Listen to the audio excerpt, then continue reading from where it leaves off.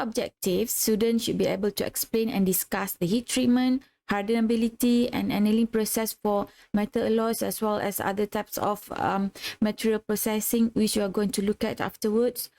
Meanwhile, for lesson objectives, at the end of the semester, students should be able to analyze the physical properties of engineering materials and concept of corrosion and metal alloys microstructure, phase diagram, and heat treatment processes.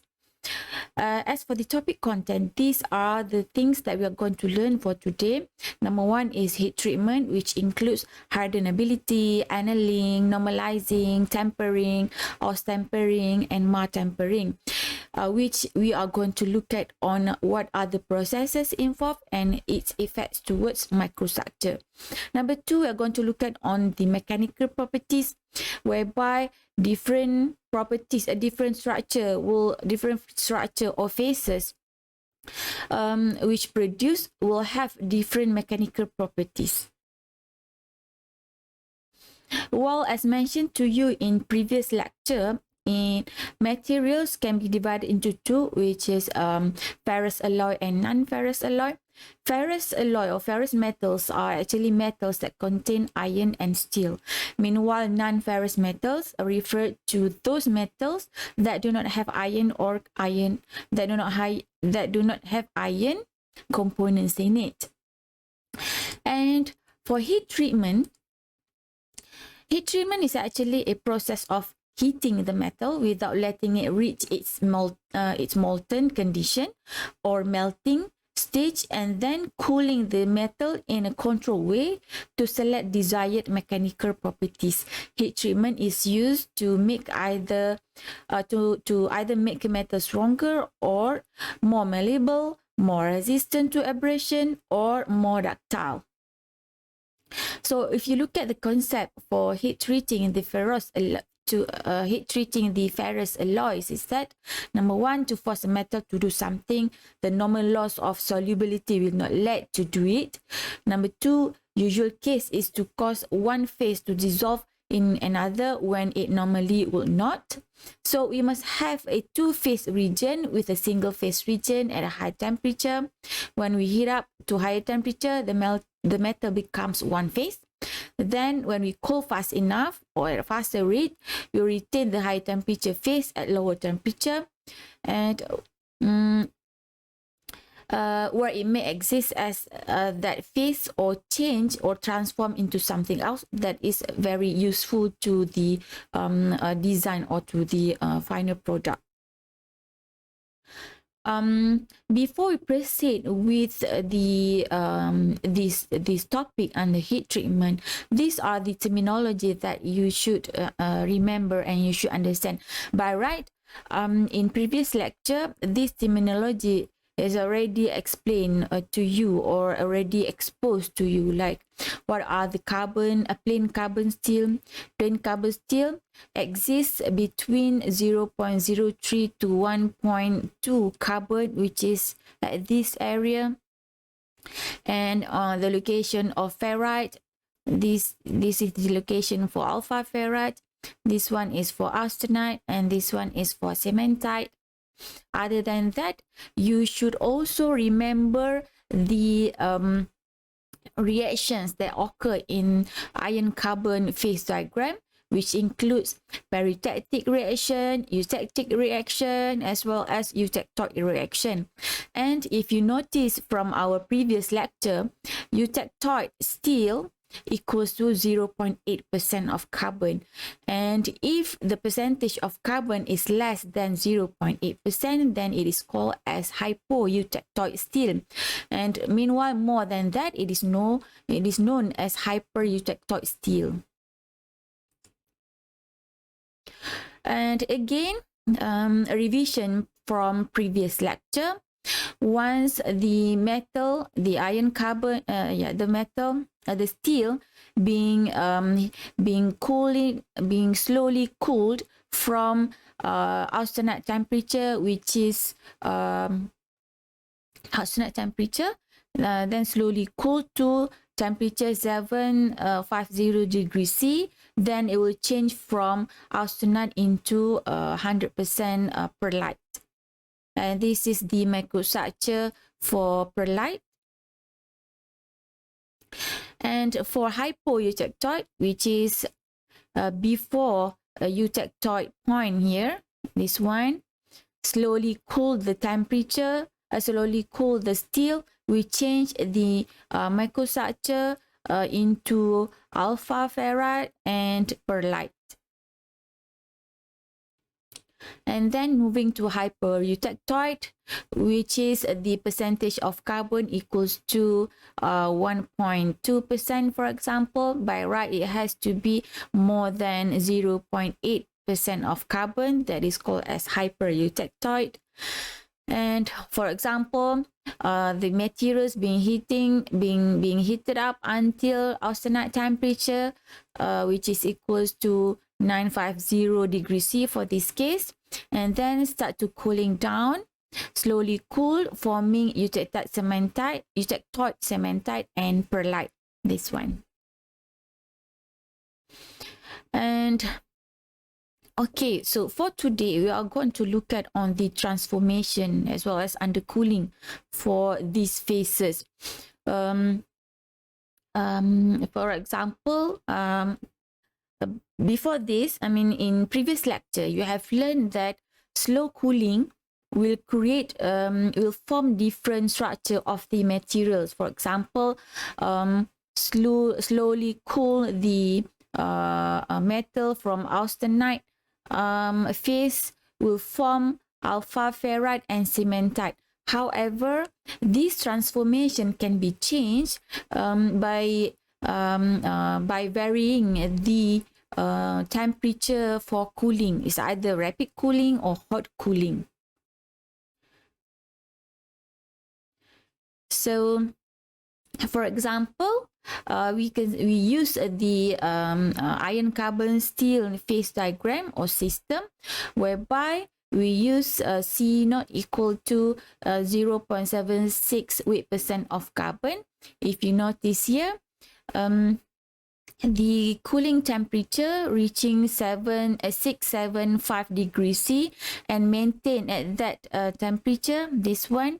So initially it will form 0% of perlite when it touch this green line, and then after certain time it will form 50% of perlite in it once it reach this dotted line over here or curve, and then longer time will produce 100% perlite when it reach this this red curved line over there. So basically, we can control we can control the transformation of the microstructure of that steel.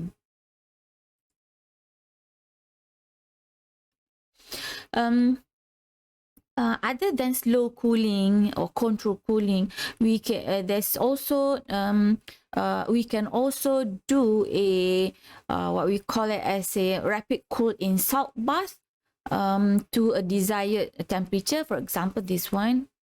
Firstly, we heat the steel until the temperature, until it reach austenite temperature, which is above 273 degrees C. Then the steel being placed in salt bath for isothermal transformation, they call it, at some temperature, which is the temperature has to be below austenite temperature. Then after that, hold it for a certain duration and moving it to cold water quench at room temperature. So this is called as isothermal decomposition of austenite. For example, let's look at what happened to the microstructure when we use isothermal decomposition. So this case, from austenite temperature, heating it to austenite temperature, then start to cool it using salt bath at the temperature below than austenite temperature, which is equal to 705 degrees C for this case. After certain duration, we will start to see a coarse perlite forming in that steel. Then after 76 minutes, the microstructure change to cost per light. Meanwhile, if you look at this, we call it, this graph is the a graph for austenite transformation or phase transformation. S curve, this is S curve. S curve next to axis indicate the time necessary for isothermal transformation for austenite to begin. Okay, and the second curve, this is the second curve, indicate the time required for transformation to be completed. The phases exist. The phases exist in this graph is cost per light. This is cost per light. This one is a fund per light, and this is the area for binite, and the bottom part over here is martensite phase. So this one is the cooling cooling point, which is temperature below than austenite temperature.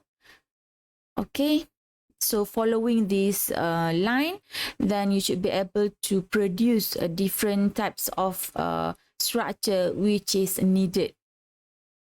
And this one may only occur for carbon steel equals to 0.8 weight%. Okay, so isothermal transformation of eutectoid steels at temperature 727 and about 550 produce perlite microstructure. Okay, if you refer to this graph over here, 727, which is somewhere here, degree. This is referring to degree Celsius, and this one is for Fahrenheit. Okay, so 727 somewhere there until 550 around here. So the area around here actually producing a perlite microstructure through hot quenching. Hot quenching meaning the temperature of the solution is controlled to certain temperature so that it would drop drastically. And transformation temperature decrease in this range, the perlite change from coarse to fine structure. Okay, so in this area, the same area. Number 3, rapid quenching. Okay, from rapid quenching 7 to 7, rapid quenching from this point, rapid quenching, it will turn into 100% martensite over here. Later on, you will see the line for 50% martensite and 100% martensite. Okay, so rapid cooling, starting from this point, rapid cooling, reaching martensite. After that, okay, this one 7 to 7 until 550. Okay, so 550. From 550 just now, 550 until 250 at this point, this one austenite can change into martensite. Change into binite. Okay, it's a structure between perlite and martensite. So binite again. If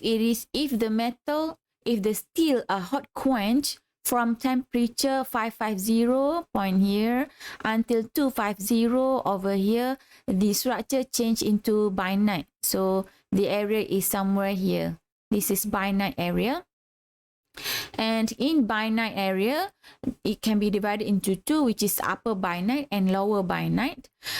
For upper binite, the temperature range from 350 until 550, whereas for lower binite, it starts from 250 until 350. And the structure is slightly different between upper binite and lower binite. Okay, so now let's look at the transformation of austenite to perlite through isothermal transformation. And again, this one occur at eutectoid composition, which is equals to 0.76% of carbon. And the process starts from heating the steel or the metal until it reach above Austenite temperature, which is more than 723 degrees C.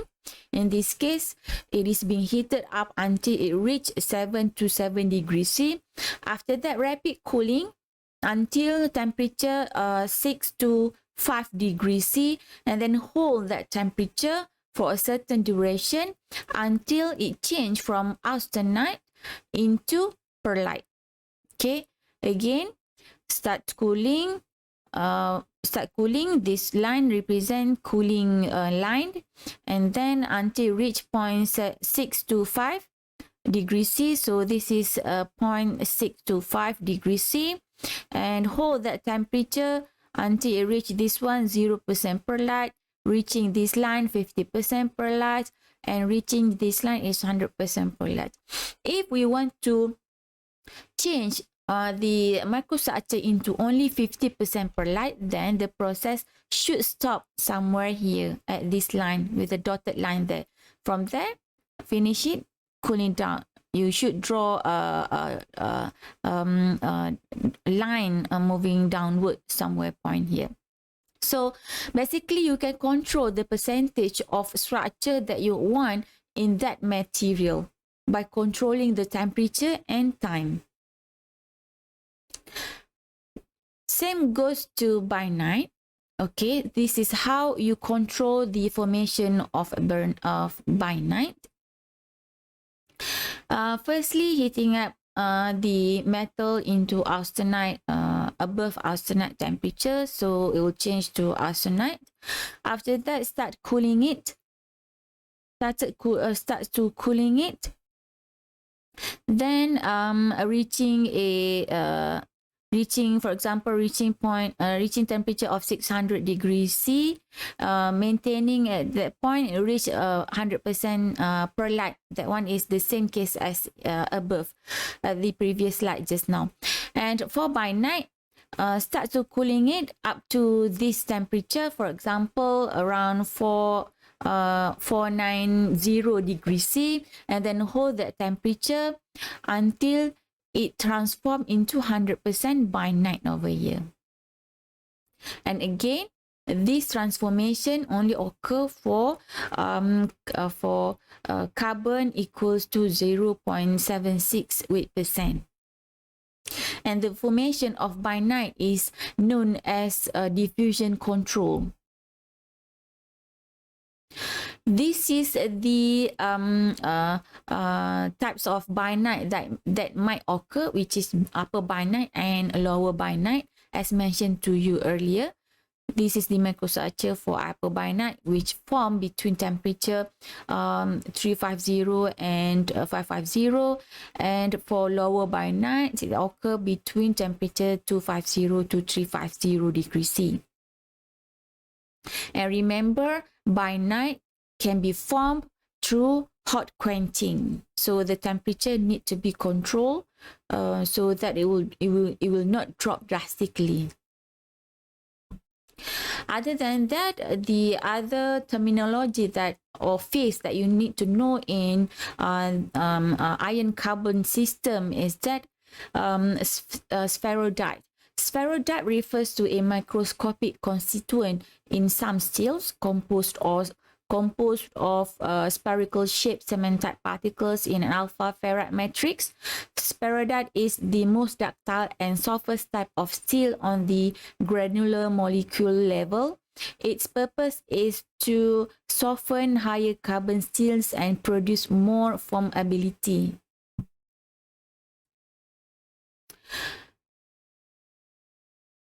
Okay. Other than that, martensite. So this is as mentioned to you just now.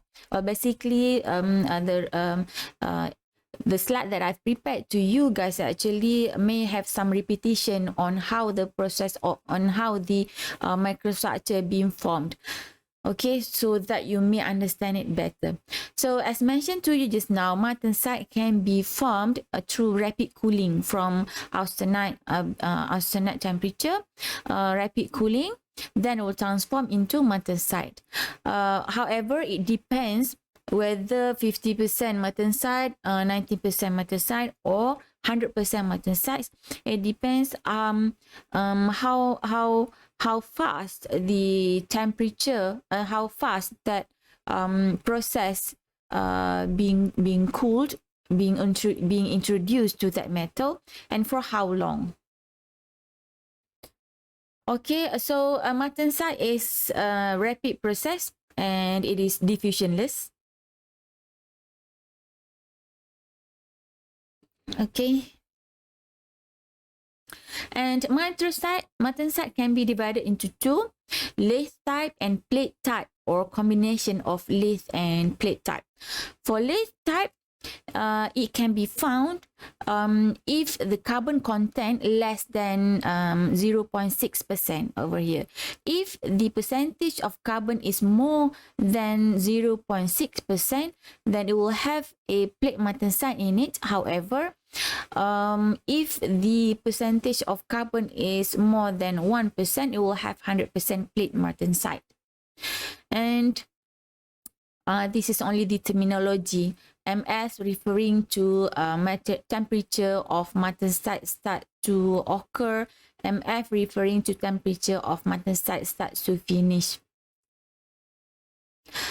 And after transformation, the position of carbon atoms in crystal structure will have no changes, will not change, it will stay there.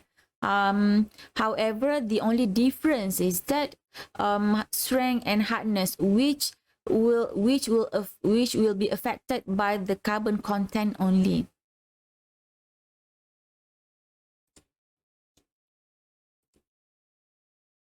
Okay, so again, when we look at martensite, this is how it occurs from austenite. Then from austenite, if you expose it to slow cooling, then it will form ferrite and cementite.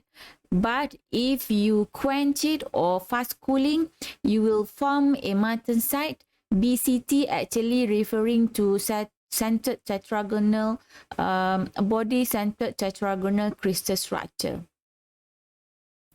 And afterwards, we are going to learn the tempering. Tempering from martensite, we introduce a tempering process, then it will change back to ferrite, alpha ferrite, and cementite.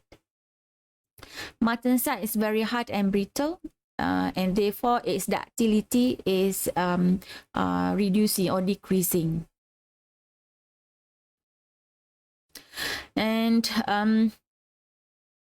okay, now let's look at the transformation involving non-eutectoid composition. Non-eutectoid,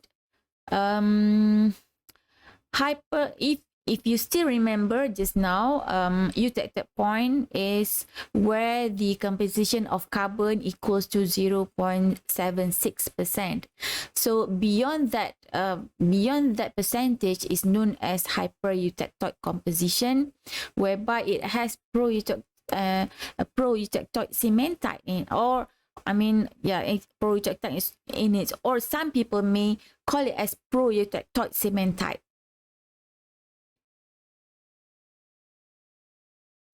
And below than that is called as hypoeutectoid. Okay. For phase transformation involving non-eutectoid composition is that the S curve moving to the left. So for this case, it is very impossible for us to quench from austenite region to form martensite phase. So for this case, non-eutectoid is very impossible. That's why we always refer to eutectoid composition only if you want to change the steel into martensite microstructure. Other than that, if we add other alloying element into the material, into the steel, it will change the transition temperature. So it will take some time to reach, for example, martensite or austenite or ferrite, bainite, and so on and so forth. Example of alloying elements includes chromium, nickel, molybdenum, silicon, and mangan. So this process actually, the addition of this element will retard the formation of, for example, from austenite to alpha ferrite and cementite, or bainite or martensite. Now let's look at the continuous cooling transformation diagram. This diagram is used to convert, it's a conversion of isothermal transformation diagram to continuous cooling transformation diagram, or CCT diagram. What is CCT diagram? Well, this one, CCT diagram, is a industrial heat treating operations. In most cases, a steel is not isothermally transformed at temperature above the martensite start temperature, but continuously cooled from the austenite temperature to room temperature.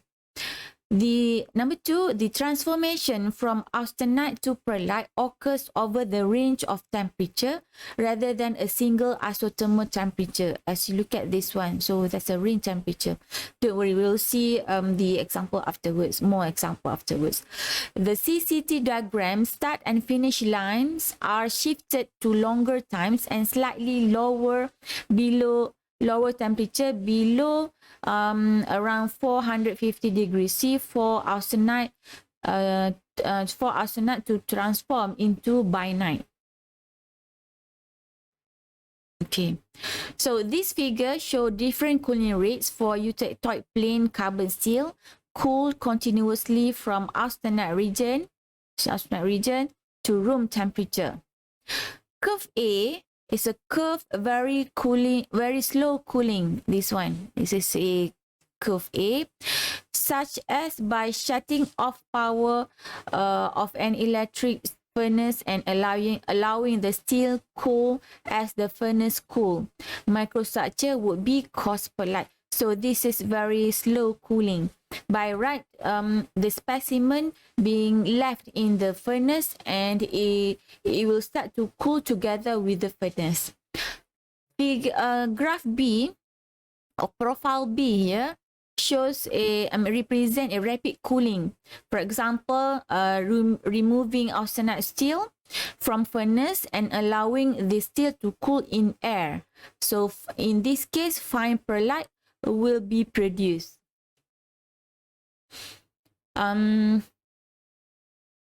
Okay, I hope you can imagine on how the process being conducted. Okay, imagine you have a furnace, then you place sample in it, steel in it.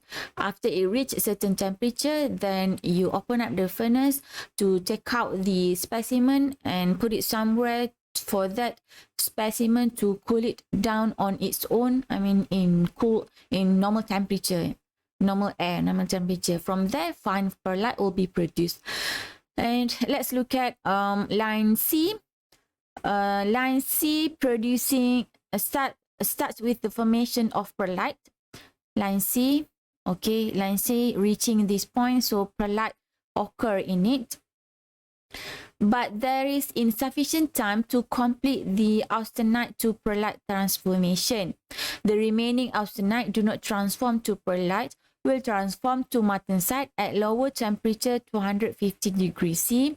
And therefore, for line C, for this case, we will have a combination of pearlite and martensite in it. Okay. Other than that, for curve E over there, is cooling at a faster rate. Then this one will produce martensite structure. Same goes to D.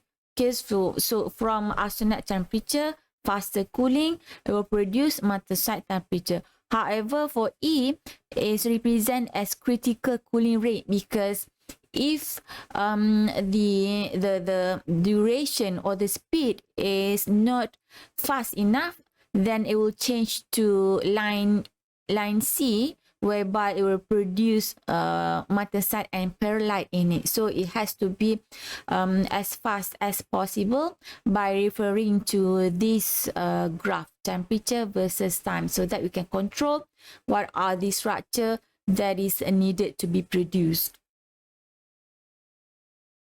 Okay, so now let's look at the example on how to determine all those phases, okay, or how to draw, sketch, how to draw a line so that we can produce required structure.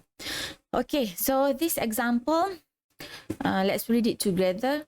On the isothermal transformation diagram for 0.45 weight% carbon, iron carbon alloy diagram, sketch and label the temperature path to produce the following microstructures. Number 1, 42% pro-eutectoid ferrite and 58% coarse perlite.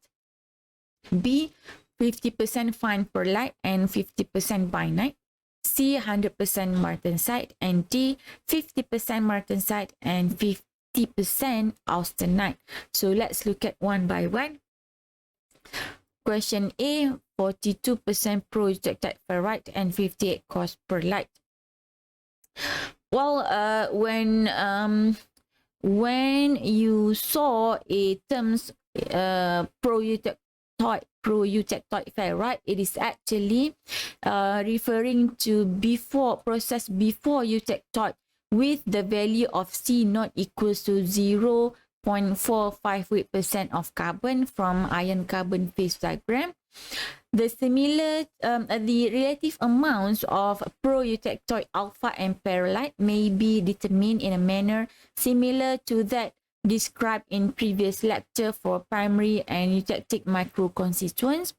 And we use level rule in a conjunction with a tie line that extends from alpha to alpha plus ferrite cementite phase boundary, which is equals to 0.022 weight% of carbon, to eutectoid composition, which is equals to 0.76 weight% of carbon, in as much as perlite is the transformation product of austenite having this composition.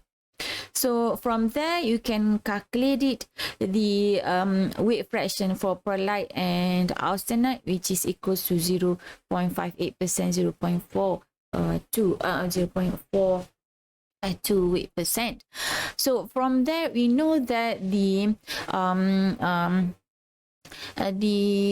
material or the specimen can be isothermally treated below than austenite temperature, which is 680 degrees C over here, because we want to produce perlite and coarse perlite and ferrite, pro-eutectoid ferrite. Okay, so cool it over here and hold the temperature until it reaching this point, which is alpha ferrite, pro-eutectoid ferrite and coarse perlite. Now moving to question B, 50% fine perlite and 50% bainite. So this is how you draw. We know that this is the area where we want it to achieve 50% perlite. 50% perlite and bainite. Okay, somewhere here.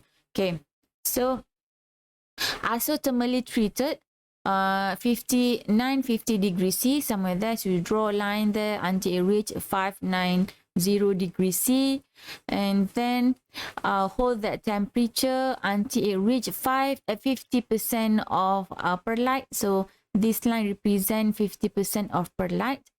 After that, isothermally treated at temperature of 470 degrees C, which is at this point 470 or 490 or 500. Okay, whereby at this and then hold 950 470 point here. So hold it at that temperature until it reach 100%, not 100%, I mean the remaining austenite form to transform into bainite. So you reach at this point, then cool it down at room temperature. So that's how you draw the line at this TTT graph diagram.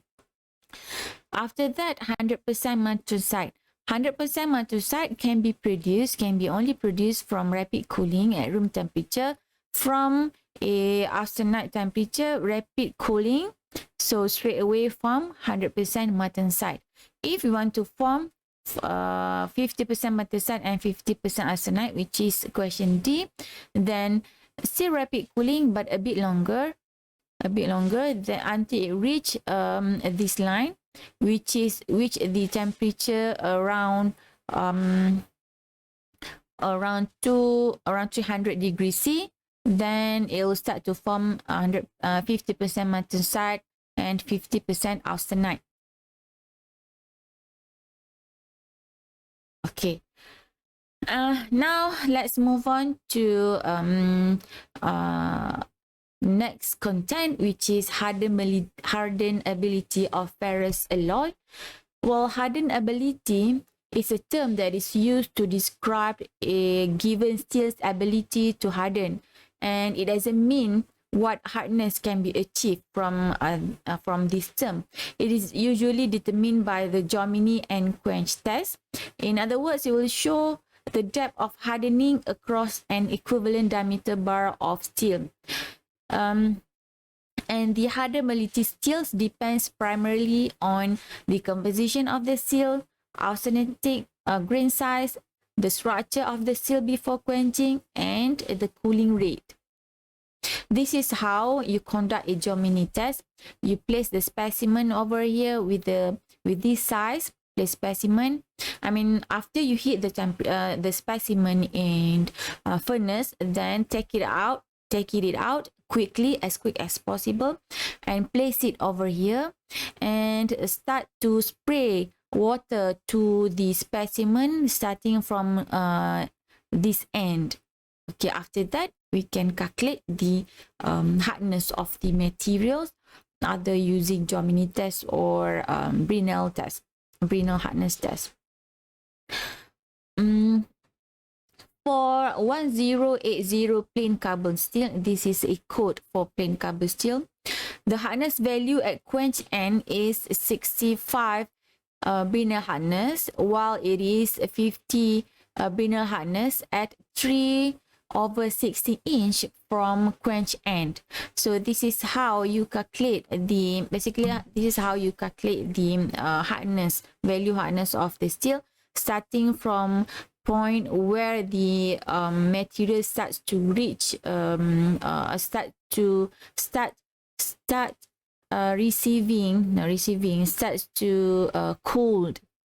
cool. Okay, because at this point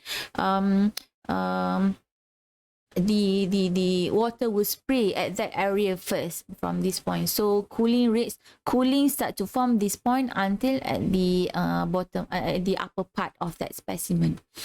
And alloy steel 4340 has high hardenability and high hardness with the value of 40 Brinell hardness, 2 inches from quenched end. This one is another grade of steel alloy.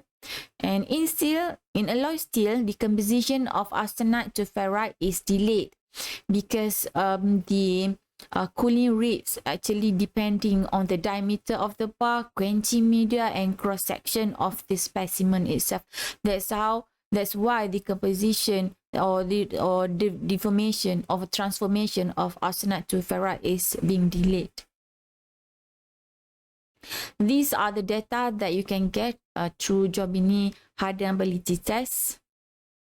Okay, this is the hardness value through Rockwell's scale, and this one the distance of the specimen. Okay, distance. Okay, other than that, there's a process known as annealing. Annealing is the restoration of cold work or heat-treated alloys to its original properties.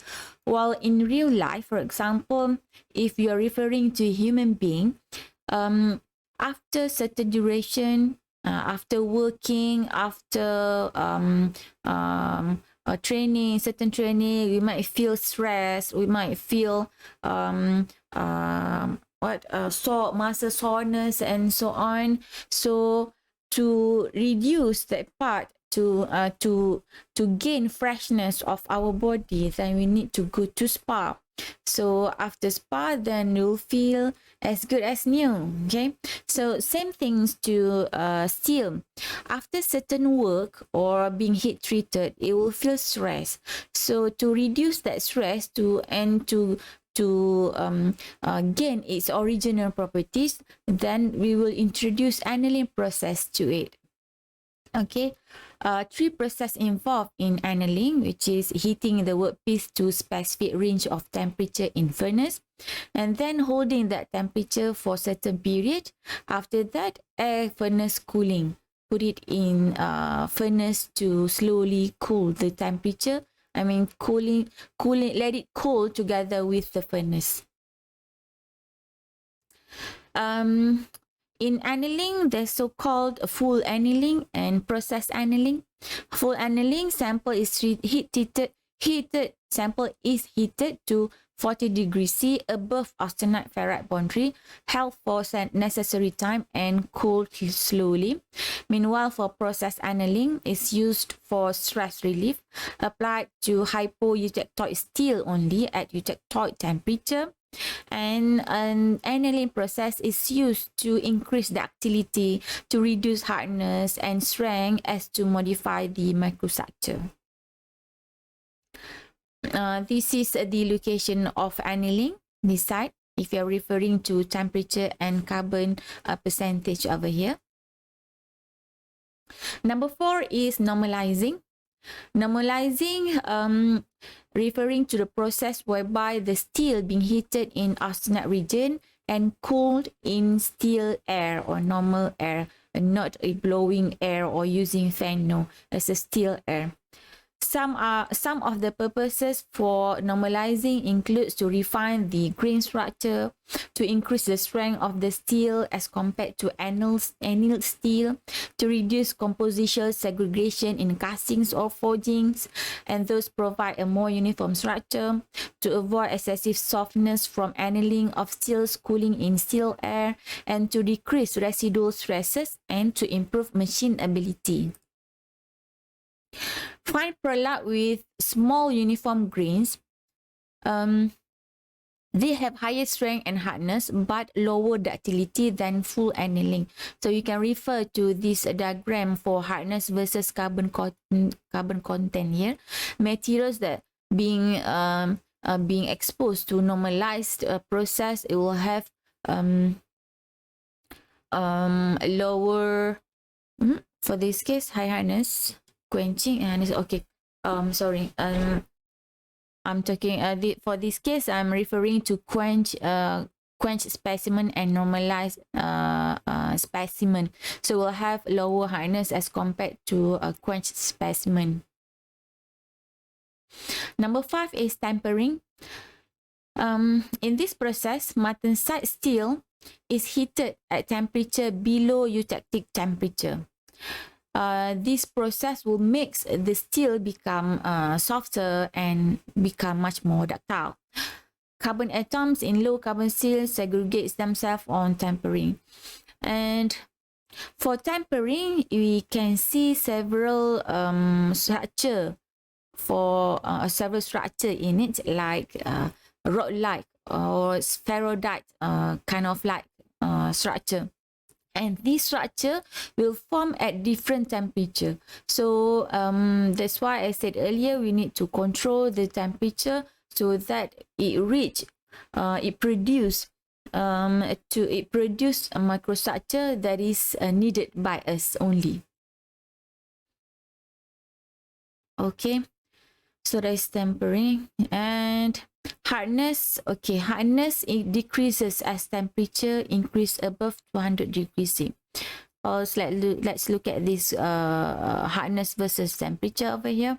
So as the temperature increases, the value of hardness decreasing. So you can see the trend from this profile over here. If you compare with 1.2% carbon steel and 0.8 carbon or 0.3 carbon steel, it's all going down, it's all decreasing in hardness when temperature keeps increasing for tempering. Number 6 is mar tempering. The mar tempering or mar quenching process is for plain carbon steel, produces a martensite microstructure and consists of number 1, austenizing the steel. Number 2, quenching the steel in oil or molten salt at a temperature just slightly above the martensite temperature, MS temperature. Holding the steel in quenching medium temperature for a time period sufficient to provide thermal equilibrium of the steel with the medium without causing the initiation of the austenite to bainite transformation. And number 4, cooling the steel at a moderate rate to room temperature. The benefits of mar temperings are to minimize the distortion and crack of the workpiece. Number 2, by subsequent tempering, the mar tempered steel develops a tempered martensite microstructure which provides higher impact energy.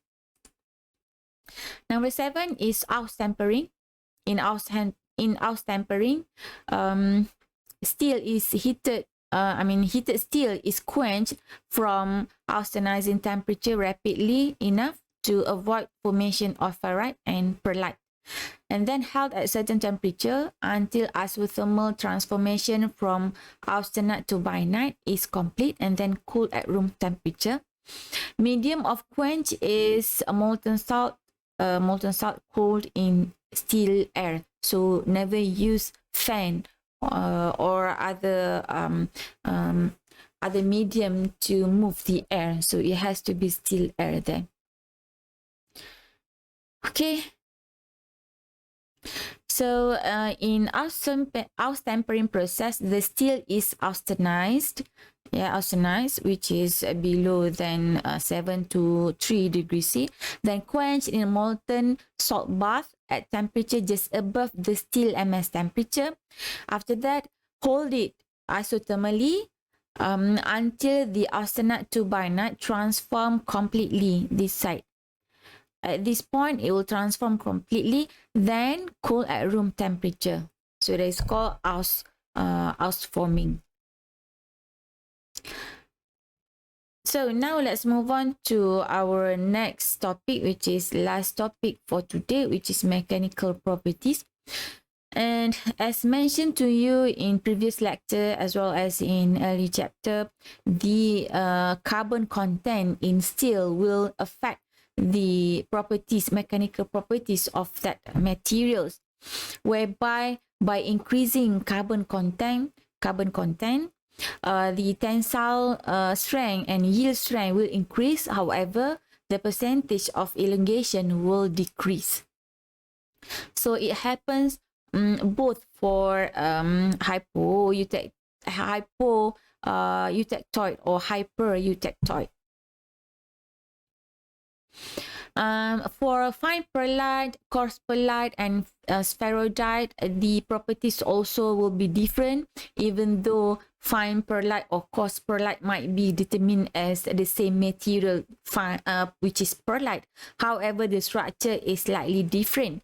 So in this structure, in this microstructure, the hardness, the highest hardness goes to fine pearlite, moving to coarse pearlite, and finally spheroidite. And the higher the materials, the ductility of it will decrease. So for this case, fine pearlite will have the lowest ductilities as compared to coarse pearlite and spheroidite. How about pearlite and martensite? Martensite has higher hardness than fine than perlite because martensite is hard and brittle. It is formed through fast cooling. Okay. Tempered martensite. Heat treat martensite to form tempered martensite. Tempered martensite less brittle than martensite. Tempering process reduces internal stresses caused by quenching. So that's why tempered martensite have lower ductility. Lower high ductility, lower hardness. Sorry. Tempered martensite has lower hardness than martensite. You can refer to this graph over here for yield strength and tensile strength. Martensite is tempered to improve its mechanical properties. Tempering by heating, hardness is reduced and toughness is improved. Heating at temperature of 150 degrees C to 650 degrees C, where it decomposes to two phase consists of BCC ferrite and small particles of cementite. Increasing temperature, tempering time and temperature, hardness decrease due to particles cementite grow bigger. And this graph over here showing a hardness and toughness of anneal steel. Figure A and B showing a hardness, C toughness for anneal plain carbon steel as a function of carbide shape. Carbides is in perlite. Carbides in the perlites are lamellar in shape. You still remember what are the lamellar shape, right? Fine perlite is obtained by increasing the cooling rate. The spheroidite structure has sphere-like carbide particles. And if you notice from this graph, the percentage of perlites begins to decrease after 0.77 weight% of carbon. And this graph showing a mechanical properties of anneal steel as a function of composition and microstructure. If you look at figure A there, graph A shows the increase in hardness and strength. Meanwhile, for B, the decrease showing you a decrease in ductility and toughness with increasing amount of perlites and iron carbide. So in summary, first of all, we need to heat all the material or carbon steel to austenite temperature. Slow cooling will produce perlite. Okay, moderate cooling will produce bainite. Rapid cooling will produce martensite. And reheat the martensite is called tempering is called tempering process, which will produce tempered martensite. And in general, the higher the strength of that microstructure of that specimen, then the ductility of that specimen will decrease. With that, I thank you very much for your kind attention and time. I do hope everybody understand on this topic as well. And if you still do not understand, yes, you may always contact me. It's either through Google Classroom or WhatsApp group. And this is actually the end of chapter 4, which is the end of CO2. So by right next week, we are going to have a quiz for CO2. With that, I thank you very much. Please be prepared and have a nice day. Bye bye.